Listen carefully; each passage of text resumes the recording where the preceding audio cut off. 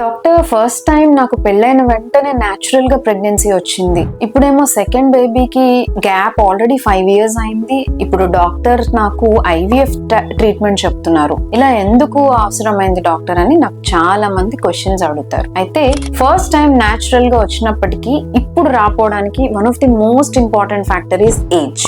Age వల్ల చాలా మంది లేడీస్ లో egg number, egg quality definitely తగ్గే అవకాశం ఉంటుంది. పాత డెలివరీస్ వల్ల లేదా పాత అబార్షన్స్ వల్ల కూడా మనకి గర్భసంచిలో ఇన్ఫెక్షన్ లాంటివి ఎంటర్ అవుతాయి. కాబట్టి చాలా మందిలో గర్భసంచిలో చిన్న చిన్న మార్పులు రావడం లేదా ట్యూబుల్ బ్లాక్ అవడం లాంటి ప్రాబ్లమ్స్ కూడా మనం చూస్తుంటాం. దీని వల్ల కూడా ప్రెగ్నెన్సీ న్యాచురల్ గా అందకపోవడానికి అవకాశాలు ఉంటాయి.